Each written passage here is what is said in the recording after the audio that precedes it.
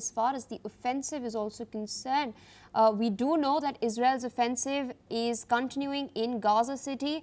Hamas has meanwhile reacted to this, stating that it not only threatens Palestinians but also threatens the lives of Israeli captive soldiers. Hamas has slammed US President Donald Trump for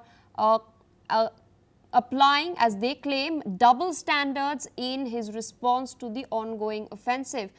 Hamas has branded Netanyahu a war criminal and has stated that he bears full responsibility of the lives of the Israeli hostages in the Gaza Strip. Further, the group has stated that the United States administration is aware that Netanyahu is working to destroy all chances of reaching an agreement. The group has also blamed the US for further escalation of the war. Major General Sudhakarji, we are of course discussing, the sort of language that has been used by Rubio that is seeming to contradict what Trump has been saying. Trump so far has been, making threats and warnings as well. He's been calling for a ceasefire to be reached immediately, but the reality on the ground is much more complicated. Netanyahu is only escalating the offensive as we speak. How do you think the US could, in fact, manage to bring about Netanyahu to what they are looking for in the Middle East as far as their plan is concerned, or do you think he will buckle to their pressure? Good question, Pia. There is no easy answer or solution to the question which you have raised. The only thought process, being a military man, that comes to my mind is that when nothing is working out in such kind of crisis, the best option is to exercise restraint. When I say restraint, what I mean, the US should stop supplying the military hardware and stop supporting Israel. That is one. Secondly, what is Israel? Well, Israel is an extension. It's a satellite post of USA. Will USA ever do it? No. So therefore, it gets us back to the same question. So where is the way forward? The way forward would lie in actually going by the UN resolution, two-nation theory.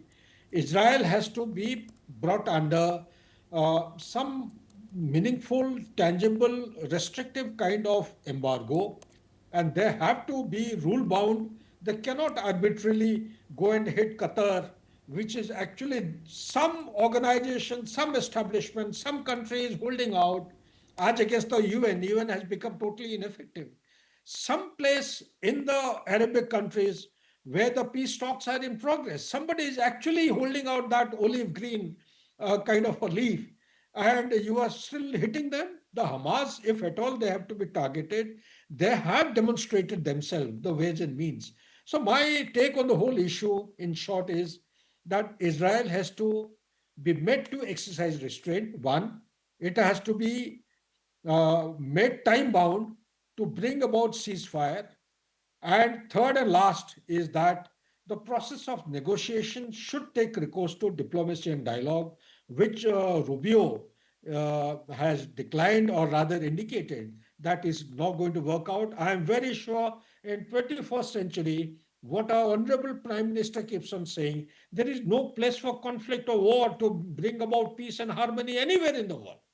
It is diplomacy and dialogue has to be given the due impetus and importance. That is the only way forward, which will bring about some kind of a solution. And let's not forget about the two-nation theory. Israel will go all out to make sure that the two-nation theory is actually junked. They will be very happy to displace the Palestinians. I'm not talking about the Hamas. Yes, there is another point, Pia. You haven't raised the issue. Hamas, for the first time, by a US representative, they may have done it in the past also.